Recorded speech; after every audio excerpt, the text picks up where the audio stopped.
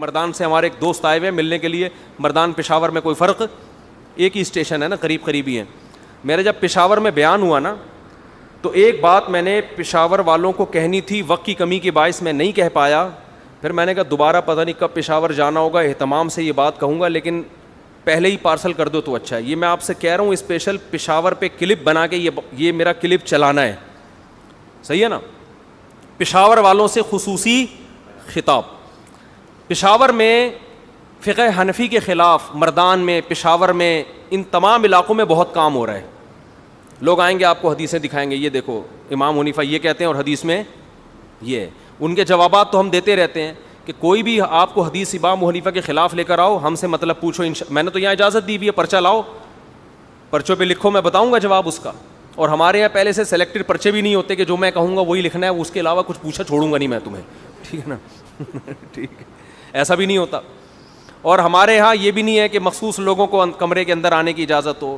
مسجد کے 2 دروازے ادھر سے کھلے ہوئے ہیں, گارڈ بس یہ چیک کرے گا بم تو نہیں لے کے آ رہا, بم نہیں ہے آ جاؤ بھائی. سمجھتے ہو. ہاں ایسا سوال جس سے فرقواریت پھیلتی ہے وہ میں اسکپ کر دیتا ہوں.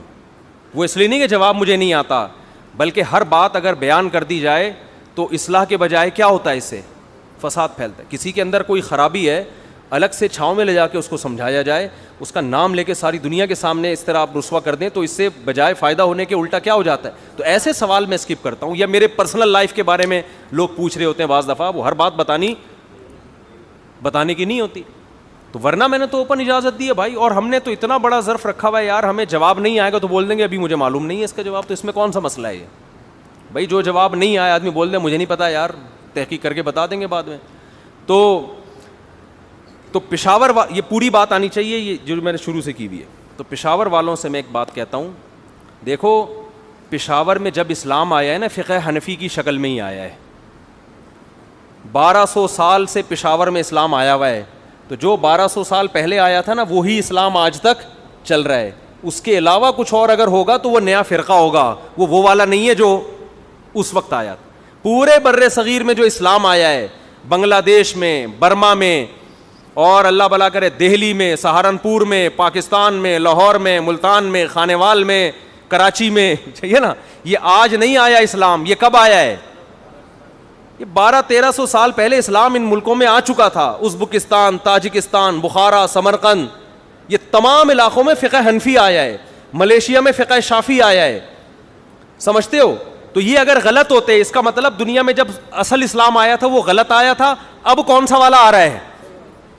تو یہ خود ایک بہت بڑا سوالیہ نشان ہے کہ اب اسلام آ رہا ہے بر صغیر میں. تو 1200 سال سے گھاس کھا رہے تھے کہ ہم یہاں پہ جتنے بڑے بڑے کمانڈر بر صغیر میں گزرے ہیں, جو ہندوؤں سے لڑے ہیں, جو سکھوں سے لڑے ہیں, جو غیر مسلموں سے لڑے ہیں, سارے حنفی ہیں. کوئی ایک بھی حنفیوں کے علاوہ نہیں دکھا سکتے آپ تاریخ میں. سمجھتے ہو. محمود غزنوی کیا تھا؟ یہ فقہ حنفی کو فالو کرتا. ٹیپو سلطان کیا تھا؟ یہ جتنے ہمارے نجات دہندہ آئے ہیں, جتنی خلافتیں, جتنی حکومتیں, پشاور میں آج بھی بڑے بڑے قلعے ہیں. پھر انگریزوں کے خلاف لڑائی کس نے لڑی ہے؟ یہ سب حنفیوں نے لڑی ہے. ایک صاحب کہنے لگے کہ اب ہمارا مسلک پشاور میں الحمدللہ تیزی سے پھیل رہا ہے.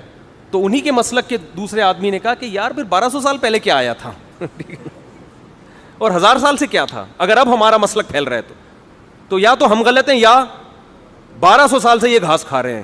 تو اس بیس پر وہ حنفی ہو گیا کہ یار یہ کیا ہے.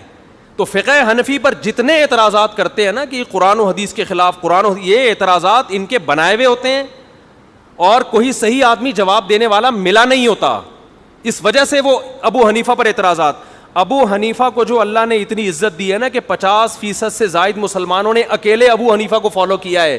یہ عزت اس لیے نہیں کہ ابو حنیفہ ان کے ماموں یا چاچو لگتے تھے, اس لیے کہ ابو حنیفہ کے دلائل کی جو قوت تھی وہ قوت میں باقی تمام فقہا پر کیا تھے, وہ غالب تھے, جو تفقع اور بصیرت اللہ نے عطا فرمائی تھی. ہم دوسرے فقہا کا بھی احترام کرتے ہیں. امام شافعی کے ہم خاک کے برابر بھی نہیں ہیں. امام احمد بن حنبل جو امام بخاری کے استاذ ہیں, ہم اپنے آپ کو ان کی خاک کے برابر بھی نہیں سمجھتے. امام و حنیفہ کی فضیلت بیان کرنے کا مقصد دوسرے فقہا کی توہین نہیں ہے.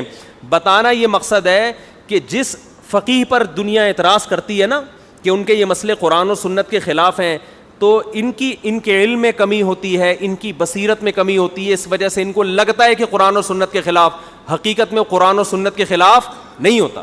جھینگے کا مسئلہ دیکھ لو, کیکڑے کا مسئلہ دیکھ لو. بہت سے لوگ کہتے ہیں یار یہ کیکڑا جو ہے نا تو قرآن میں آتا ہے احل لکم صید البحر, تمہارے لیے سمندر کا شکار حلال ہے, تو کیوں ابو حنیفہ نے پابندی لگا دی کیکڑا کھانے پر؟ ایک صاحب مجھ سے الجھ پڑے کہ یار یہ تو قرآن میں صاف ہے کہ سمندر کا شکار حلال ہے. میں نے کہا یار یہ بات مجھے بتاؤ, تمہاری سمجھ میں آ رہی ہے کہ قرآن میں صاف ہے کہ سمندر کا شکار حلال ہے, تو اس کا اگر یہ مطلب ہے تو پھر کوئی ایک صحابی تو دکھاؤ جنہوں نے کیکڑا کھایا ہو بھائی, کوئی ایک تابعی تو دکھاؤ جنہوں نے کیکڑا کھایا ہو. کیوں نہیں کھاتے تھے اس وقت؟ قرآن کی آیت کا مطلب احل لکم صید البحر, یہ حرم سے متعلق ہے. اس سے پہلے والی آیتوں میں ہے کہ حالت احرام میں خشکی کا شکار حرام ہے.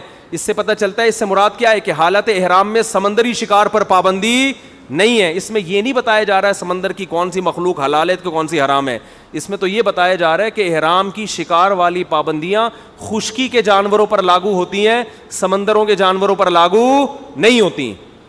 بس آپ ریفرنس دیکھ رہے ہیں, آیت نمبر بھی کوٹ کر دی محترم نے اور حدیث حوالہ بھی دے دیا, تو اتنا کافی. پھر بھی یہ مسئلہ اختلافی ہے, ہم دوسرے فقہا کا بھی احترام کرتے ہیں. اگر شافی لوگ کھا رہے ہیں اور وہ سمجھتے ہیں امام شافی پر ہمیں زیادہ اعتماد ہے تو ٹھیک ہے, لیکن فنڈر گیری نہ کریں کہ ہمیں آتا ہے ابو حنیفہ کو نہیں آتا تھا. تو پشاور والوں سے میں خاص طور پہ کہہ رہا ہوں کہ یہ جو رفع الیدین کا مسئلہ ہے, اگر اس طرح دلائل ہوتے ہیں نا جس طرح, اچھا ایک رفع الیدین کے مسئلے میں ایک اور گڑبڑ کی جاتی ہے, جزء رفع الیدین للبخاری. امام بخاری کا ایک رسالہ ہے جزء رفع الیدین, اس میں رفع الیدین کی حدیثیں لائے ہیں. لوگ اس کو بھی صحیح بخاری سمجھتے ہیں, حالانکہ وہ صحیح بخاری نہیں ہے, وہ بخاری صحیح بخاری کے علاوہ الگ رسالہ ہے. لیکن عوام کہتی اتنی حدیثیں امام بخاری نے روایت کی ہیں, جس سے یہ وہم ہوتا ہے کہ یہ ساری کہاں ہیں, صحیح بخاری میں, حالانکہ وہ صحیح بخاری میں نہیں ہے.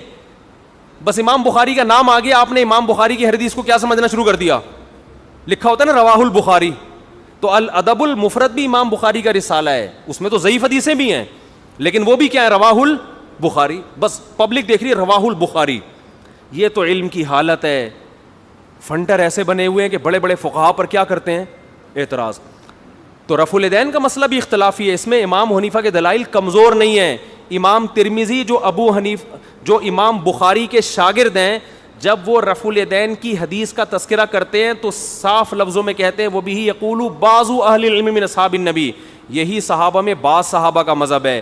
لیکن جب رفع الیدین نہ کرنے کی حدیث لاتے ہیں تو لکھتے ہیں وہ بھی یقول غیر واحد من اہل العلم من اصحاب النبی, یہی بہت سارے اہل علم صحابہ کا مذہب ہے. رفع الیدین کرنے کے بارے میں کیا کہا, بعض صحابہ کا, نہ کرنے کے بارے میں کیا کہا, بہت سارے اہل علم صحابہ کا مذہب ہے یہ. تو پشاور والوں, جو مذہب اسلام تمہیں ملا ہے نا وہ غلط بولو نہیں ہے. اور جتنے آپ کو دوسرے مسلک کے لوگ نظر آئیں گے پاکستان میں فقہ حنفی کے علاوہ, ہاں شافی ملیں گے, وہ صدیوں سے شافی ہیں, لیکن حنفی اور شافی کے علاوہ جو آپ کو ملیں گے نا بر صغیر میں, 2-3 پشتوں کے بعد جا کے وہ بھی حنفی ہوں گے. ان میں کسی کے باپ یا تو حنفی ہے, کسی کا دادا یا پردادا, پردادا سے اوپر ایک اور ابا چلے جاؤ, اس سے اوپر آ کے کوئی بھی آپ کو دوسرے مسلک کا نہیں ملے گا. اس سے پتہ چلتا ہے جتنا پیچھے جائیں گے یہ سارے کیا ہوتے چلے جائیں گے, حنفی. تو یا تو وہ والا جو اسلام آیا تھا وہ غلط تھا, ٹھیک ہے نا, اگر آپ صحیح ہیں تو وہ غلط کہنے میں بہت سارے اعتراضات ہیں. اس کا مطلب وہ سارے غلط, جہاد بھی غلط ہوتا رہا, انگریز خامخواہ میں آگے لڑتا رہا ان لوگوں سے, ان کی حکومتوں, وہ اسلام سمجھ کے لڑتا رہا ان سے کہ یہ مسلمان ہیں. تو لیبل کو مت دیکھو. وہ ایک آدمی نے چینی کی بوری پہ چاول لکھ دیا, کسی نے پوچھا اندر چینی ہے باہر چاول لکھا ہوا ہے, دوسرے نے کہا کہ مکھیوں کو دھوکہ دینے کے لیے. مکھیاں لیبل دیکھ کے دھوکے میں نہیں آئیں گی, چینی کی خوشبو دیکھ کے وہ اس بوری کی طرف لپکیں گی. تو آپ دیکھو اسلام کی اوریجنل خوشبو کس میں آپ کو نظر آئے گی. قرآن و سنت کا لیبل ہر آدمی بڑے آرام سے لگا لیتا ہے, سمجھتے ہو. تو ہم اپنے باپ دادا کو فالو کرتے ہیں اس لیے نہیں, جو قرآن نے جو کہا نا باپ دادا کو فالو مت کرو, وہ باپ دادا ہیں جو گمراہ ہیں. جس کے باپ دادے محمود غزنوی جیسے ہوں, جس کے باپ دادا ٹیپو سلطان جیسے ہوں, ایسے ابا دادا کو فالو کرنے کا بولو نا حکم ہے. ہمیشہ سے جہاد حنفی شافی لوگ ہی کرتے آئے ہیں, جن میں حنفیوں کا کردار بہت زیادہ ہے, شوافی بھی, حنبلی بھی, مالکی بھی, یہ لوگ کرتے آئے ہیں. باقی تو تھے ہی آٹے میں نمک کے برابر, بہت سے تو سرے سے تھے ہی نہیں, اور اب بھی آٹے میں نمک کے برابر ہیں. ڈاکٹر ذاکر نائک کی تحقیق ہے, اس وقت بھی پوری امت میں مسلمانوں میں 50% حنفی ہیں, 30% امام شافعی کو فالو کرنے والے ہیں, 17% فقہ مالکی کو, کتنے ہو گئے یہ 97, 2% فقہ حنبلی کو, 1% باقی لوگ ہیں.